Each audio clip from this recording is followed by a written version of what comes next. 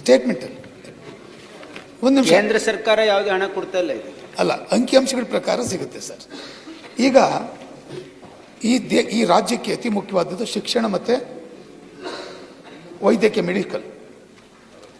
ಎಲ್ಲೆಲ್ಲಿ ಖಾಲಿ ತಗೊಂಡಾಗ ಈ ಎರಡು ಡಿಪಾರ್ಟ್ಮೆಂಟಲ್ಲಿ ಟೀಚರ್ಸಲ್ಲಿ ಶಾಲೆ ಶಿಕ್ಷಣದಲ್ಲಿ 70,000, ನಿಮ್ಮಲ್ಲಿ ಆಲ್ಮೋಸ್ಟ್ ಅಲ್ಲಿ 27,000 ಖಾಲಿ ಇದೆ ಸರ್. ಅಲ್ಲಿ ಇಷ್ಟು ಹುದ್ದೆಗಳನ್ನ ತಾವು ಎರವಲ ಮೇಲೆ ತಗೊಳ್ತಕ್ಕಂಥದ್ದು ಆಲ್ಮೋಸ್ಟ್ ಅಲ್ಲಿ 2,000 ಚಿಲ್ಲರೆ ತೊಗೊಂಡಿದ್ದೀರಿ ಸರ್.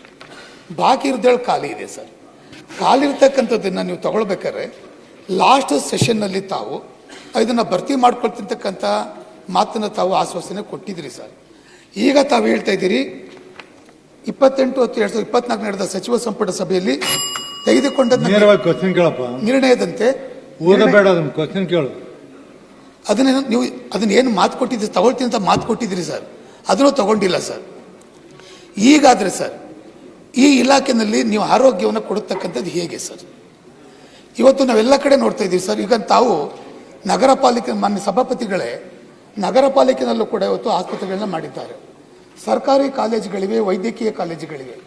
ಒಟ್ಟು ಇವತ್ತು ಈ ವೈದ್ಯಕ ಪ್ರಕಾರ 22 ಮೆಡಿಕಲ್ ಕಾಲೇಜ್ ಇದೆ. ಅದಕ್ಕೆ ಹೊಂದ್ಕೊಂಡಂತೆ 11 ಮಲ್ಟಿ ಸ್ಪೆಷಾಲಿಟಿ ಆಸ್ಪತ್ರೆ ಇದೆ ಮಾನ್ಯ ಸಭಾಪತಿಗಳೇ. ಇಲ್ಲಿ ಇರ್ತಕ್ಕಂಥ ಹುದ್ದೆಗಳು ಭಾಳ ಖಾಲಿ ಇದೆ, ಖಾಲಿ ಹುದ್ದೆಗಳು ಬಾಕಿ ಇದೆ. ಇದು ಆರೋಗ್ಯ ಕೊಡೋದಕ್ಕೆ ಹೇಗೆ ಸಾಧ್ಯ? ಅಬೌಟ್ 60%. ಮಾನ್ಯ ಸಭಾಪತಿಗಳೇ, ಮಾನ್ಯ ಸದಸ್ಯರು ಕೇಳಿರ್ತಕ್ಕಂಥ ಪ್ರಶ್ನೆಗೆ ಭಾಳ ಸ್ಪಷ್ಟವಾಗಿರ್ತಕ್ಕಂಥ ಉತ್ತರವನ್ನು ಕೊಟ್ಟಿದ್ದೀವಿ ಮಾನ್ಯ ಸಭಾಪತಿಗಳೇ.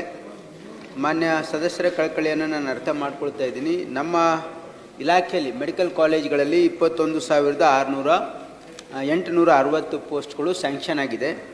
ಇದರಲ್ಲಿ 9,413 ಪೋಸ್ಟ್ಗಳನ್ನು ಫಿಲಪ್ ಮಾಡಿದ್ದೀವಿ ಮತ್ತು ಇನ್ನೂ 12,447 ಖಾಲಿ ಇವೆ ಅಂತಕ್ಕಂಥದ್ದು. ಅದರಲ್ಲಿ ಟೀಚಿಂಗು, ನಾನ್ ಟೀಚಿಂಗು ಎಲ್ಲ ಬರ್ತದೆ. ಹಾಗಾಗಿ ಖಾಲಿ ಹುದ್ದೆಗಳನ್ನು ಭರ್ತಿ ಮಾಡ್ಕೊಳ್ಬೇಕು ಅಂತ ಈಗಾಗಲೇ ನಾವು ಅನೇಕ ಎಲ್ಲೆಲ್ಲಿ ಸಾಧ್ಯ ಇತ್ತು ಮಾಡಿದ್ದೀವಿ. ಚಿತ್ರದುರ್ಗದಲ್ಲಿ ಮಾಡಿದ್ದೀವಿ, ಯಾದಗಿರಿಯಲ್ಲಿ ಮಾಡಿದ್ದೀವಿ. ಆದರೆ ಸಂಪುಟ ಸಭೆಯಲ್ಲಿ ಒಂದು ಇಂಟರ್ನಲ್ ರಿಸರ್ವೇಷನ್ ಆಗೋವರೆಗೆ ನಾವು ಪರ್ಮನೆಂಟ್ ಪೋಸ್ಟನ್ನು ಫಿಲಪ್ ಮಾಡಬಾರ್ದು ಅಂತಕ್ಕಂಥ ನಿರ್ಬಂಧ ಇರೋದ್ರಿಂದ ನಾವು ವೇಟ್ ಮಾಡ್ತಾ ಇದ್ದೀವಿ ಮಾನ್ಯ ಸಭಾಪತಿಗಳೇ. ಅದು ಇತ್ಯರ್ಥ ಆದಮೇಲೆ ಖಂಡಿತವಾಗಿ ನಾವು ಎಲ್ಲ ಪೋಸ್ಟ್ಗಳನ್ನು ಫಿಲಪ್ ಮಾಡೋದಕ್ಕೆ ಈಗಾಗಲೇ ಕ್ರಮವನ್ನು ಕೈಗೊಳ್ತಾ ಇದ್ದೀವಿ. ಅಲ್ಲಿವರೆಗೆ ನಾವು ಏನು ಮಾಡಿದ್ದೀವಿ ಅಂದರೆ ಅವರಿಗೆ ಕಾಂಟ್ರಾಕ್ಚುಯಲ್ ತೊಗೊಳ್ಳಿಕ್ಕೆ ನಾವು ಪರ್ಮಿಷನ್ ಕೊಟ್ಟಿದ್ದೀವಿ. ಎಲ್ಲ ಒಂದು ಮೆಡಿಕಲ್ ಕಾಲೇಜ್ಗಳ ಡೈರೆಕ್ಟ್ರಿಗೆ ನಿರ್ದೇಶನವನ್ನು ಕೊಟ್ಟಿದ್ದೀವಿ. ಏನಂದರೆ ನೀವು ಕಾಂಟ್ರಾಕ್ಚುಯಲ್ಲಿ ತೊಗೋಬೋದು ಅಂತಕ್ಕಂಥದ್ದು ಭಾಳ ಸ್ಪಷ್ಟವಾಗಿ ನಾವು ಅವರಿಗೆ ನಿರ್ದೇಶನವನ್ನು ಕೊಟ್ಟಿದ್ದೀವಿ ಮಾನ್ಯ ಸಭಾಪತಿಗಳೇ. ಇಲ್ಲಿ ಇರ್ತಕ್ಕಂಥ ವಿಚಾರ ಖಾಲಿ ಇದೆ ಅಂತ ಒಪ್ಕೋತಾ ಇದ್ದೀರಿ. ಲಾಸ್ಟ್ ಸೆಷನ್ನಲ್ಲಿ ಮಾನ್ಯ ಸಭಾಪತಿಗಳೇ, ಮಾನ್ಯ ಸಚಿವರು ಸದನಕ್ಕೆ ಉತ್ತರ ಕೊಟ್ಟಿದ್ದೀರಿ, ನಾವು ತಗೊಳ್ತೀವಿ ಅಂತೇಳಿ. 1 ವರ್ಷ ಆಗಿದೆ ಮಾನ್ಯ ಸಚಿವರು.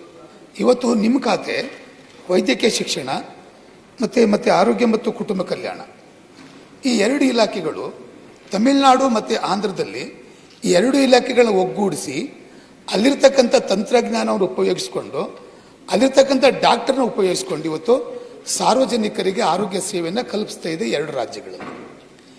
ಬಟ್ ಎರಡು ಮಂತ್ರಿಗಳು ಮಾಡಬೇಡ್ದು ಅಂತ ನಾನು ಹೇಳ್ತಾ ಇಲ್ಲ. ಇವತ್ತು ಒಬ್ಬೊಬ್ಬರು ಸಚಿವರು 3 ಖಾತೆನ ಮಾಡ್ತಿದ್ರೆ ಮಾನ್ಯ ಸಭಾಪತಿಗಳೇ.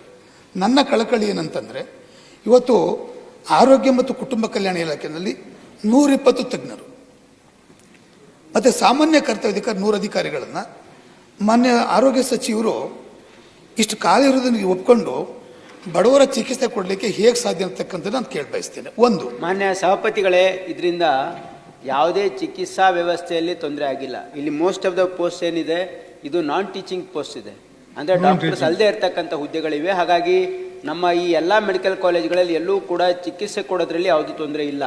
ಇದು ಭಾಳಷ್ಟು ಗ್ರೂಪ್ ಡಿ ಇದೆ, ಗ್ರೂಪ್ ಸಿ ಇದೆ, ಬೇರೆ ಬೇರೆ ಪೋಸ್ಟ್ಗಳಿದೆ. ಅದು ಸಾಕಷ್ಟು ಪೋಸ್ಟ್ಗಳು ನಾವು ಈಗಾಗಲೇ ಗುತ್ತಿಗೆ ಆಧಾರದ ಮೇಲೆ ತೊಗೊಂಡಿದ್ದೀವಿ.